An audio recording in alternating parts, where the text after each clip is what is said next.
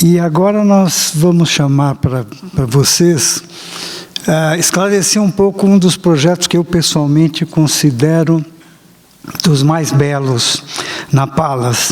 Dos mais belos porque lida com pessoas, desculpem, que no mais das vezes a gente considera perdidas em sua essência.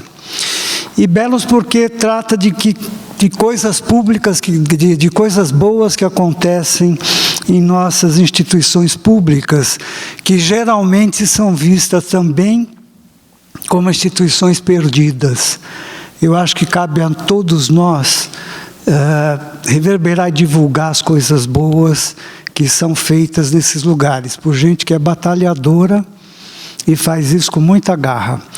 Então, para compartilhar essa experiência, que são as oficinas do Projeto Gandhi, realizadas nas unidades da Fundação Casa de São Paulo, nós vamos chamar os professores da Palas Atenas, o Luiz Henrique Góes e o Luiz Fernando Bravo, que estão aqui celebrando conosco.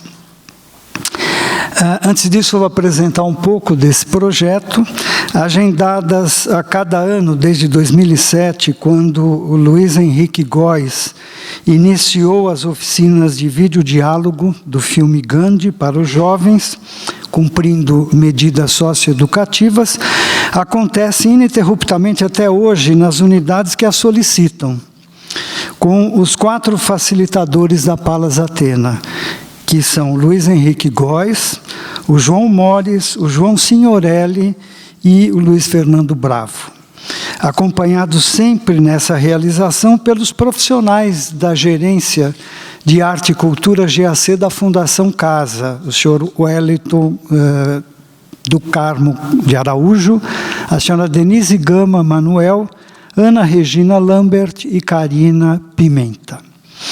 A parceria exitosa com a Fundação Casa estendeu-se nesse ano, de março a outubro, para a realização do ciclo temático Ética, Relações em Rede e Práticas Restaurativas, da Escola de Capacitação e Formação Profissional.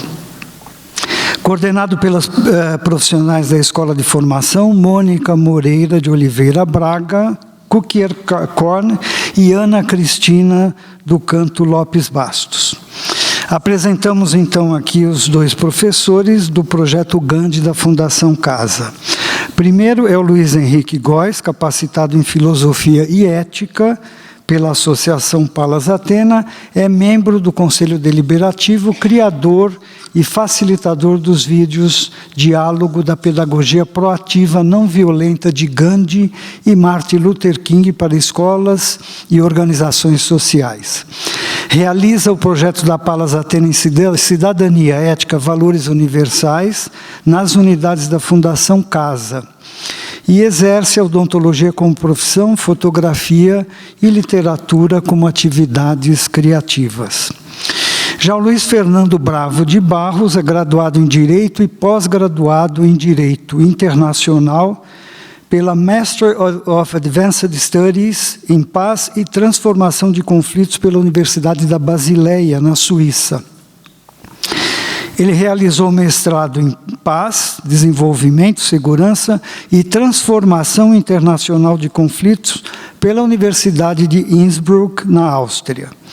É advogado militante na área criminal desde 2004 e membro do Instituto de Defesa do Direito de Defesa e voluntário nos programas de educação no cárcere de educação básica de direito em escolas públicas do ensino médio. É praticante de mediação vítima-ofensor na unidade do Ministério Público do bairro de Santana, em São Paulo, sob supervisão do Instituto DEM. Como professor e facilitador, se dedica especialmente aos temas da não violência, da justiça restaurativa e da transracionalidade.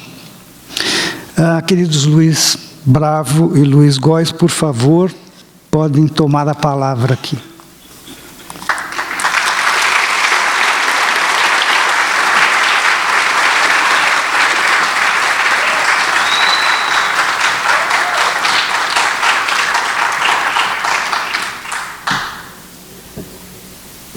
Acho que tem.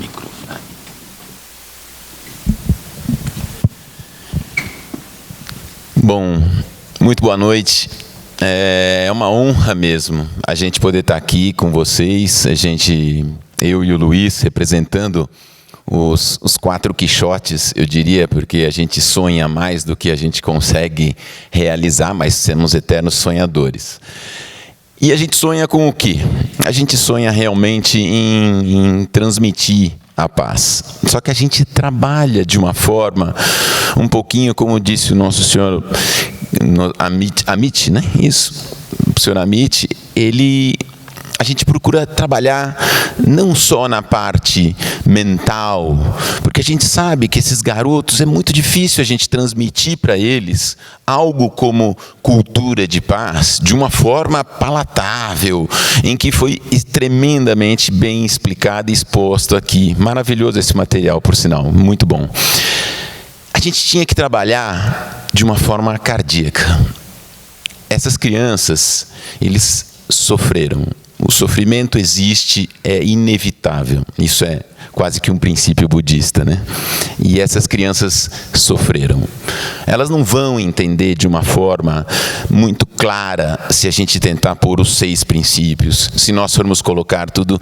Então, como a gente atingir? Muitas vezes eu e o Luiz, o João e o João, né, que são os outros 2 que estão ali, muitas vezes a gente discute isso. Como emocioná-los, porque é assim que nós vamos conseguir.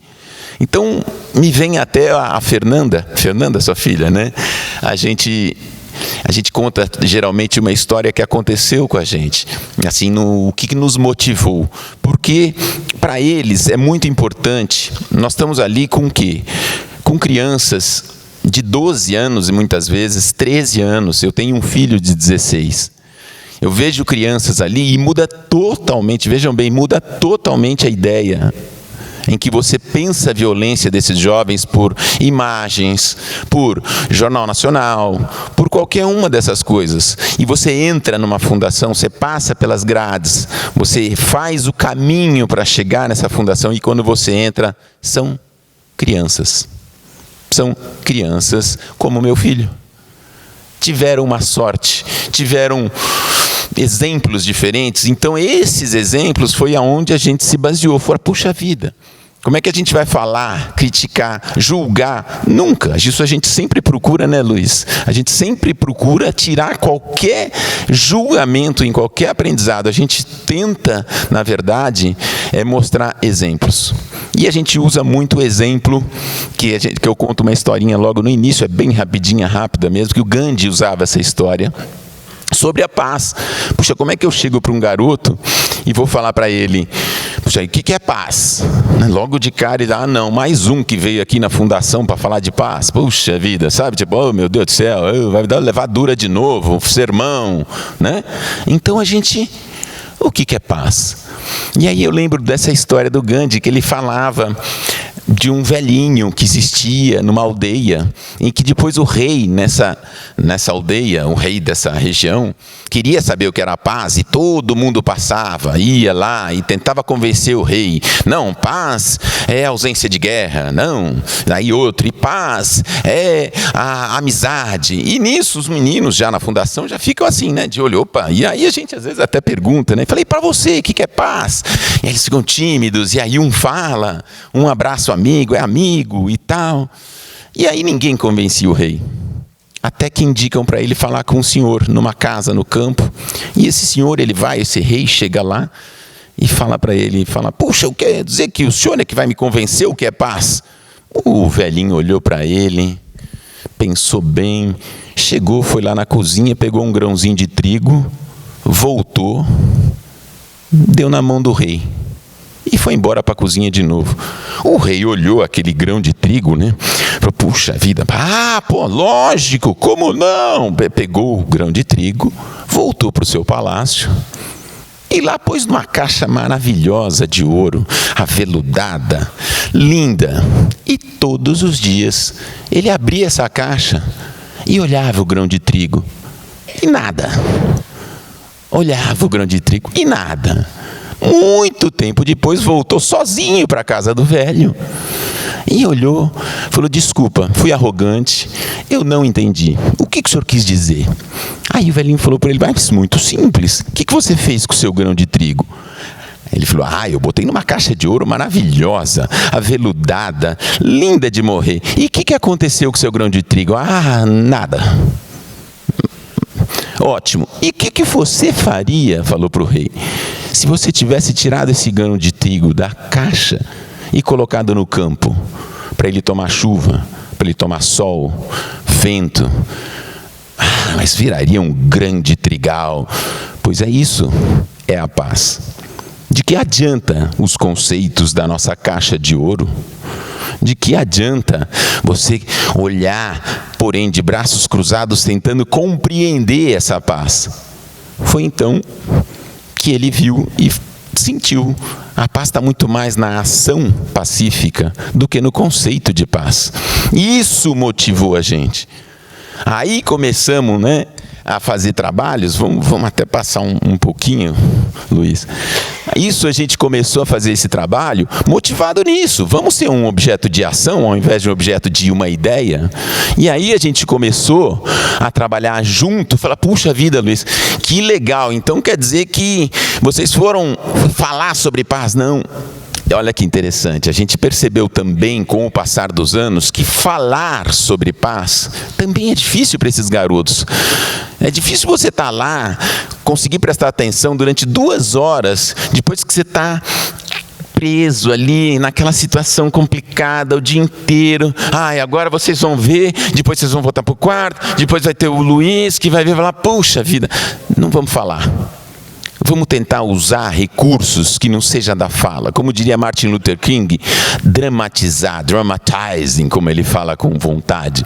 E aí nós juntamos nesse nosso grupo o João Signorelli como Gandhi, que de coração aberto vai e faz o quê? Interpretações da peça Gandhi. Eu faço, no início, uma apresentação com o vídeo, como o nosso amigo falou. Eu fiz uma compilação do filme de Gandhi, que são quase 3 horas e 15 de filme. Eu selecionei umas 20 cenas principais. E nessas cenas, a cada uma delas, eu faço comentários pertinentes, puxo opiniões dele, mas visual. Uma coisa visual, uma coisa que a gente comunica daqui para o coração deles. E aí a gente entra com a apresentação do João, e aí inclusive, olha lá, em que ele faz, o João Mori está ali no fundo, ele faz a apresentação, e nisso a gente consegue tirar coisas desses meninos, e não ensinar coisas. Veja a diferença, a gente consegue tirar coisas do que ensinar a paz. A paz está lá dentro deles para nós. Para nós, a paz está lá dentro deles. Isso é tão importante porque o que faz? Para nós e para Palas, como entidade, é sempre uma coisa chamada empoderamento. Vamos empoderá-los. Vamos torná-los iguais a nós. A partir do momento que você iguala a situação, mas Luiz, não dá para igualar. Como é que você vai igualar a situação? Olha a diferença. Não. Como diria um menino, falou para mim, no final de uma apresentação, agora em maio, na Rio Nilo, unidade Rio Nilo. Nós falamos nesse período, para mais de 3.000 jovens, pelas nossas contas. São centenas de unidades. E uma deles, o menino olhou para mim e falou no final, porque a gente abraça todos eles, a gente vai, faz um círculo, abraça todo mundo, eles nos abraçam, aí tem até uma foto depois. O menino falou: obrigado por olhar nos meus olhos. Então são frases dessas que vão nos motivando a continuar. Vamos mês que vem também. E já faz o quê? 7, 8, vai passando 10 anos, e quando a gente vê, esse projeto nos motiva, porque a gente percebe resultado. E para terminar a minha parte aqui, daqui a pouco, senão eu falo demais, né, Luiz? Ele sabe disso, que eu sempre falo demais.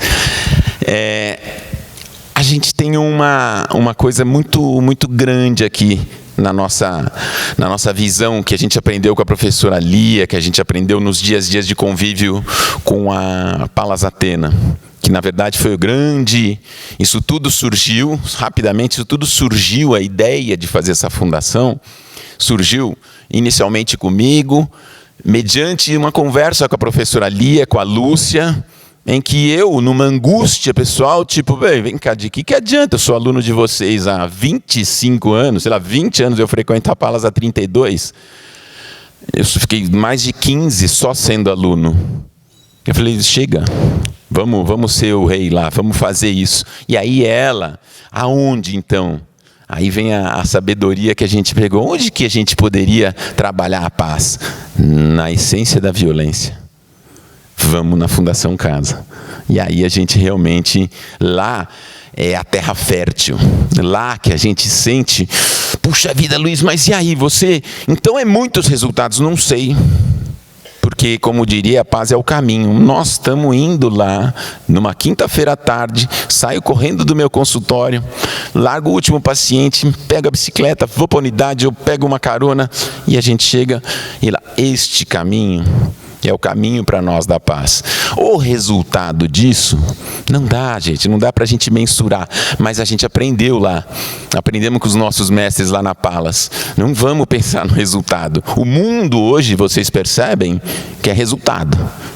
Qual a meta? Qual o objetivo? O objetivo cumpriu? Como é que você mensurou? Como é que, Luiz, como é que você mensura? Quantos jovens você conseguiu transformar? Não sei. Não sei, não é a nossa preocupação.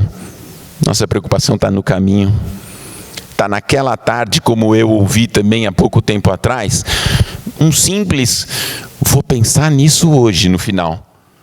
A gente sempre pede isso, né? Fala assim, na hora que for encostar a cabeça no travesseiro, último pedido, pensa em alguma cena ou alguma fala ou alguma coisa que vocês ouviram. Tá bom. E eles meninos saem falando assim, hoje eu vou pensar nisso. Acabou, missão cumprida. Ah, mas isso vai... Não sei, gente, mas é um trabalho feito cardíaco, é um trabalho feito de coração que dura anos e vai durar muito mais anos, tá bom? Muito obrigado pela atenção aqui, desculpa.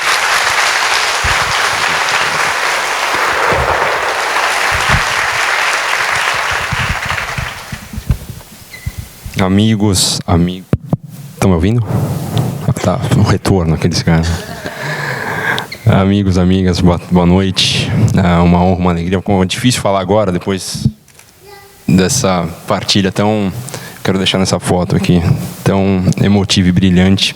Percebam a fonte de aprendizado da qual eu usufruo toda vez que a gente vai na Fundação Casa, não só do meu xará aqui, do Luiz, mas dos dois Joões. Para fazer parte desse projeto, você precisa chamar o Luiz ou o João. Eu tenho a sorte de me chamar Luiz. Eu sou novo, eu tô com eles desde 2015, né? E esse projeto está correndo desde 2007. E acho que um dos grandes desafios é trazer para próximo e de forma mais imediata e tangível o que é e qual que é o exemplo de Gandhi, como que isso pode ser colocado em prática de uma maneira mais ou menos imediata, né? Não falando aqui de imediatismo, mas de uma maneira traduzível para o imediato, para o presente, né? E agradeço demais as falas de hoje, pelo Fábio, pelo cônsul Amit, que demonstram como esse esforço ele tem sido feito cada vez mais durante o século passado, durante esse século que ainda estamos iniciando. E só para complementar, talvez queria aproveitar a fala do cônsul, esse estudo, com esses números que foram trazidos, é um estudo de duas professoras norte-americanas, a Maria Stephanie e a Erika Chenoweth, publicado num livro chamado Why Civil Resistance Works, por que a resistência civil funciona. Né? Trabalho acadêmico, científico, demonstrando como que a prática da não violência, estrategicamente falando, contribui para o fortalecimento da democracia, né? E esse nosso desafio de trazer até para jovens que nunca ouviram falar de Gandhi na vida, pela primeira vez numa tarde, uma quinta, num momento geralmente de desalento, a gente passa por unidades, que é o que a gente chama de unidades de passagem, né? Jovens que foram apreendidos para não dizer presos, né? O ambiente é carcerário, sim. Foram apreendidos recentemente e estão esperando o próximo passo do procedimento. Então, são jovens que chegaram na Fundação Casa há poucos dias, às vezes até há poucas horas, e estão ainda meio perdidos, né? Estão ainda atordoados com com esse choque. E em alguns outros lugares, jovens que estão cumprindo a medida socioeducativa, né, internação. E geralmente a gente tenta trabalhar com unidades que fizeram um esforço prévio, né, de introdução à figura do Gandhi, de uma introdução histórica, para que o nosso trabalho já seja feito em um terreno mais ou menos fértil, por assim dizer, né? A gente não falar muito para ouvidos que nunca ouviram falar de Gandhi, mas às vezes acontece, é um desafio. A gente lida muito com a improvisação também, né? Improvisação técnica, de espaço. E em alguns casos a gente chega em unidades com jovens que nunca ouviram falar, e é super engraçado, né? Quem que é esse senhor? Ele é brasileiro? E a gente, um dos pontos altos da nossa... dessa nossa prática, dessa nossa atividade, é o monólogo de Gandhi pelo João Signorelli, que tem se dedicado a isso, a essa forma de arte, já também há bastante tempo. E é interessante perceber que, às vezes, os jovens acham que ele é o Gandhi mesmo.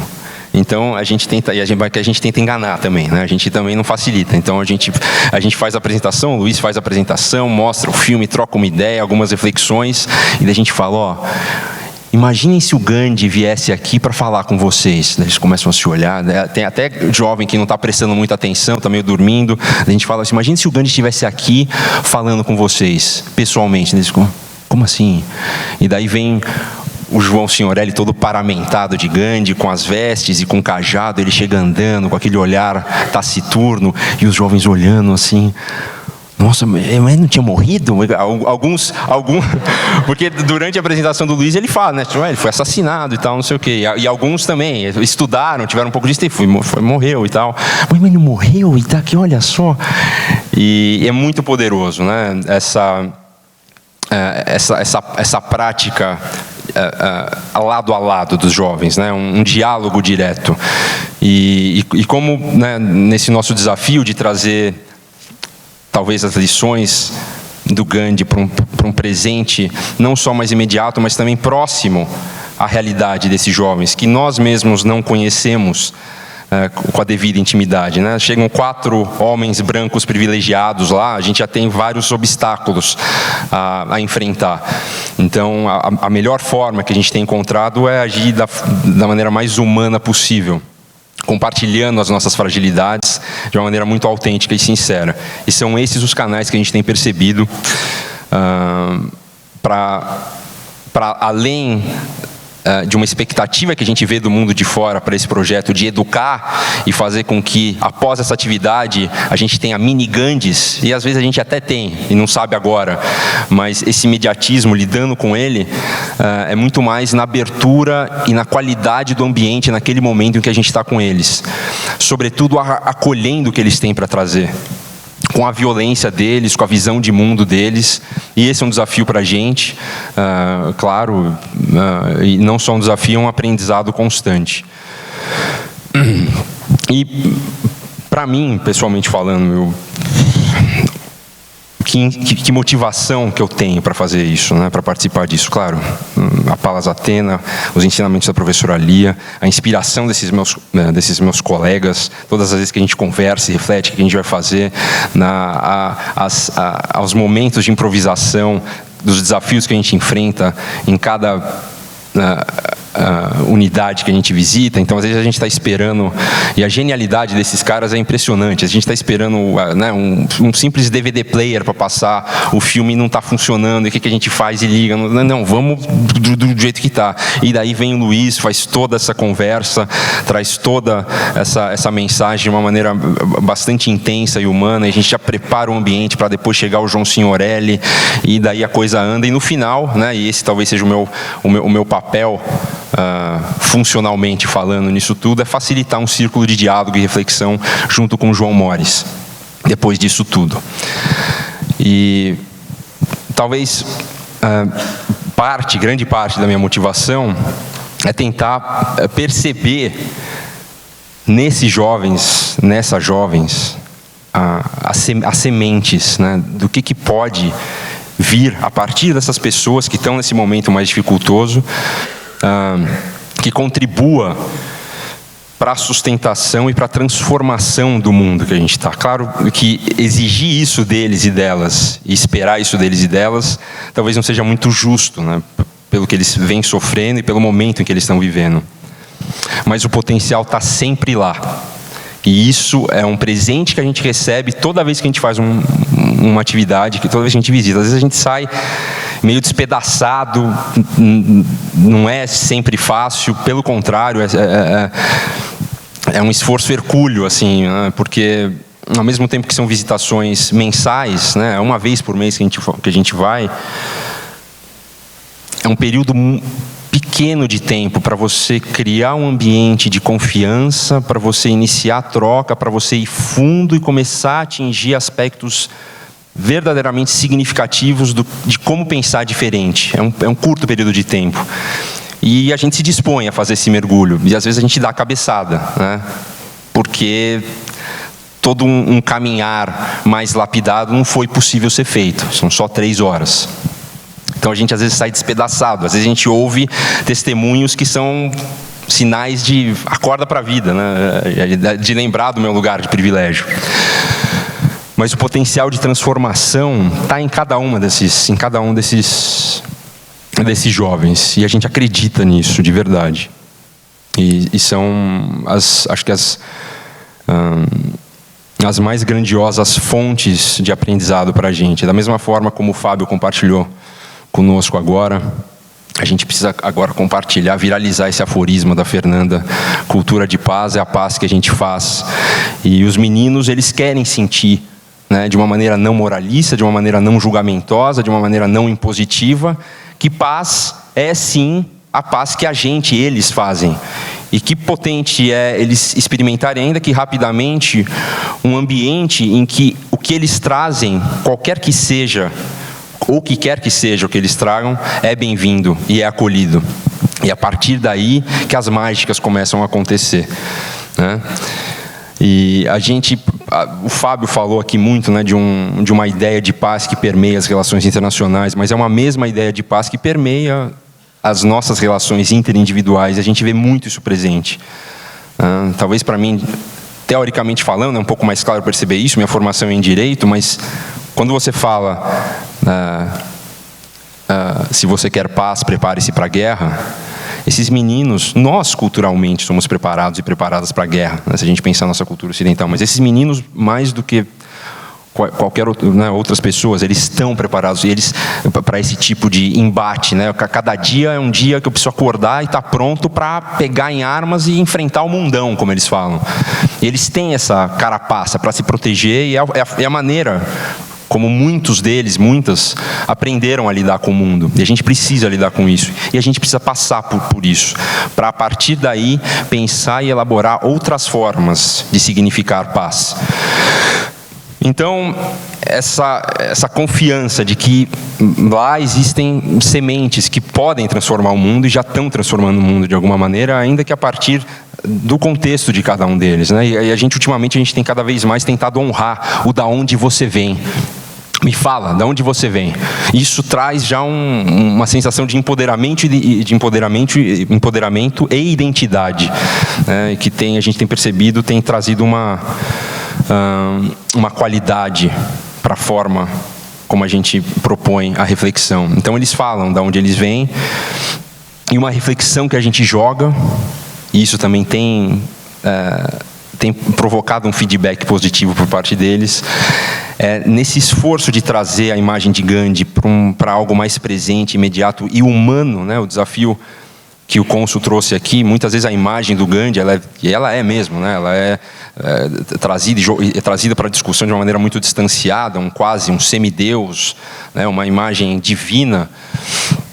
Mas ele sempre, né, Gandhi sempre quis ressaltar esse aspecto da humanidade e das falhas e da vulnerabilidade dele. Então a gente tenta trazer isso para os meninos e dizendo o seguinte: o Gandhi nos inspira, nós 4. Esperamos que talvez ele passe a inspirar vocês também. Mas existem vários Gandhis nas vidas de vocês. E a gente tenta promover essa reflexão. Pensa em alguém da sua família, do bairro de onde você vem, algum amigo que fez algum gesto, alguma ação na sua vida E isso não foi violento, e isso te inspirou. E mais fácil do que eles imaginavam, esses exemplos vêm à tona. E a gente conversa sobre eles e a gente honra esses exemplos. E acho que a partir daí a gente traz uma ideia de que o caminho para essa transformação, para a transformação do caminho, mais do que do resultado, a gente não tem controle do resultado, é mais do esforço de como caminhar diferente, é possível. É possível.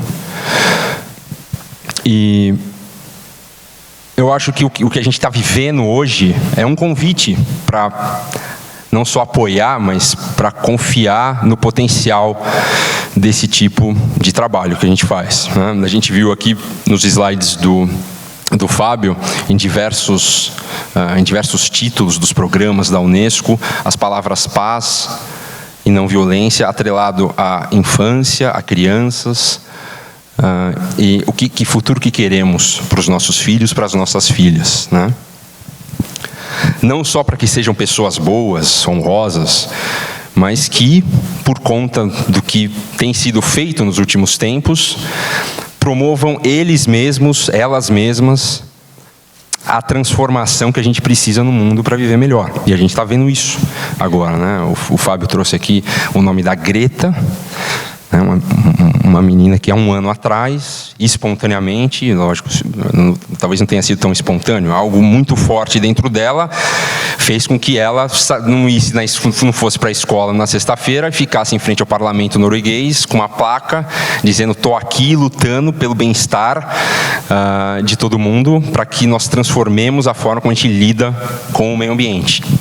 Muito rapidamente isso viralizou, e agora é um movimento mundial, né, que mobilizou 7 milhões de pessoas semana passada.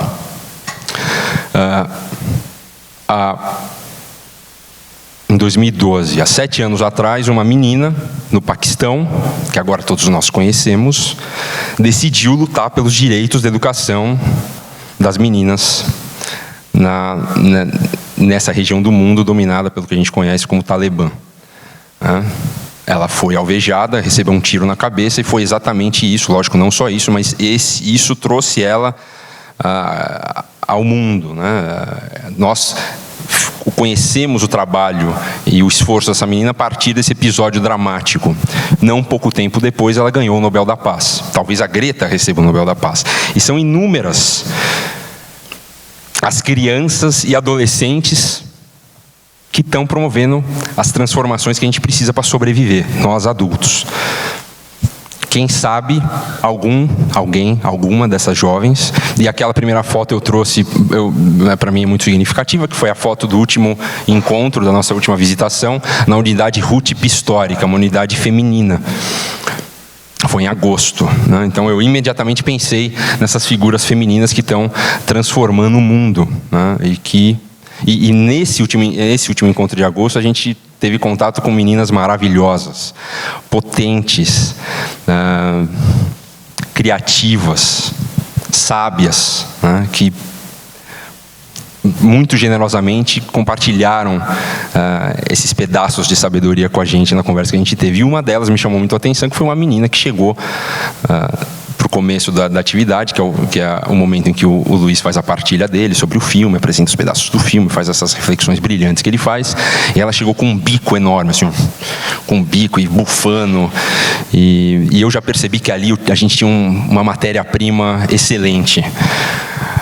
E interrompendo, ia para o banheiro e voltava, ia e vinha, e até pro final da apresentação do Luiz, ela já estava um pouco mais, sei lá, aclimatada. E quando a gente quando a gente abriu para o João entrar, a transformação começou a acontecer. O João Signorelli chegou o Gandhi pessoalmente ali, e daí elas, nossa, né, aquela coisa. E depois do monólogo dele, de uns 20, 30 minutos, a gente abriu para o diálogo e para reflexão, e a gente ficou sabendo, né? Ela trouxe uma voz de liderança muito grande. Ela mesma disse que eu estava entediada no começo, pensei que vocês iam ficar aqui falando o que é certo para a gente fazer, mas eu percebi que vocês querem conversar com a gente, querem escutar a gente, e para mim fez toda a diferença. E ela compartilhou com a gente o gosto dela por poesia. E no final do encontro eu falei assim, a gente vai embora hoje, eu quero que você me prometa uma coisa, que a partir de hoje você comece a escrever as suas poesias. Eu vou começar a escrever, porque à noite todo mundo dorme, mas eu não durmo. E eu vou aproveitar para escrever as minhas poesias. Então é isso, todo mundo. Como eu falei, cada visitação é um desafio novo, é um aprendizado novo, é um presente novo. E uma confiança muito grande, e que não é fácil, né? Principalmente no dia em que a gente acorda sabendo que a gente vai para a Fundação Casa, pelo menos para mim, é tentar continuar nutrindo a confiança no caminho e no esforço para além do resultado, né? Eu acho que esse é um dos grandes ensinamentos do Gandhi. E com isso eu queria compartilhar com vocês, fechando, eu queria compartilhar uma passagem que é muito significativa para mim do Gandhi, que é uma passagem que eu peguei na Bhagavad Gita comentada pelo Gandhi, que eu comprei até no aeroporto de Delhi, lá na Índia. E é um comentário que ele faz no capítulo 3º da Bhagavad Gita, que é o capítulo conhecido como a parte da Gita que fala sobre o Karma Yoga, né? A parte do yoga dedicada ao servir abnegado, por assim dizer.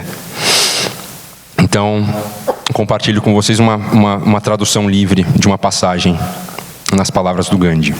Uma pessoa de fé seguirá em frente com seu esforço, inabalada pelas dificuldades. Para ela não há derrota. Que o resto do mundo acredite em derrota, diria ela. Eu não sei o que é isso. É isso que significa trabalho com desapego. Tal pessoa não espera por nada e se dedica com paciência. Ela não recorre a estratagemas e jamais tem pressa por um resultado. Então agradeço vocês pela escuta, agradeço o Luiz, agradeço os nossos irmãos. O João, não batam palmas. O João Signorelli, ele está hoje ajudando a comemorar os 150 anos do Gandhi, essa data auspiciosa. Em Portugal. Ele até deixou um áudio para a gente, ele disse que a reação do público foi muito especial nessa peça que ele fez. O João Mores também está na Espanha fazendo o trabalho dele, sinófilo que é. E agradeço demais novamente, professora, pela oportunidade e o interesse de cada um e de cada uma, e que essa semente não só frutifique nesse projeto do qual a gente faz parte, mas frutifique também no coração e na alma de cada um e de cada uma aqui. Luiz, obrigado, irmão. Eu que agradeço. Valeu. E eu acho que eu só queria que eu acho que é muito importante falar, porque a gente realmente tem um momento que a gente fala assim, puxa, mas e como que essa motivação segura, né? Tantos anos. E eu vou contar só um episódio bem rapidinho, que eu estava pegando uma condução para uma unidade bem longe, se não me engano era para lá de Itaquera, mas era uma unidade bem longe, não dava para ir de bicicleta. Aí eu peguei a fundação, peguei o ônibus da fundação, e quando eu estou no ônibus, uma pessoa vira para mim, uma funcionária, e fala, Luiz, eu precisava falar com você. Isso faz muitos anos, né? E ela falou assim, sabe o que aconteceu? Eu falei, não estou sabendo. Você lembra que você foi na unidade da Fundação Casa, acho que era o Brás, falou o nome da fundação? Sim, fui. Faz 6 meses. Ah, então, lembro. Pois então, um garoto que você falou, depois da palestra, ele foi e pediu o livro para ler. É que a gente costuma deixar, a cada unidade a gente deixa a biografia do Gandhi. A cada unidade fica na biblioteca da unidade. E depois ele leu, e ele releu, e ele releu. E Luiz, ele deixou uma carta no dia que ele saiu. E eu falei, mas como assim? Ele falou, não, todas as pessoas, todos os jovens que saem da fundação antes, eles têm que redigir uma carta. Como foi aquela experiência, o que eles pretendem, enfim. E aí ele fala na carta, há 6 meses atrás, veio aqui um homem que mudou minha visão, falando de um tal de Gandhi. Então é isso que eu queria deixar. Essas motivações eu ouvi 6 meses depois, e até hoje eu me emociono lembrar em que são pequenas sementes que a gente planta. Se vai ver crescer, a gente não sabe, né, Luiz? Mas às vezes a gente vê crescer, sim. Obrigado, gente.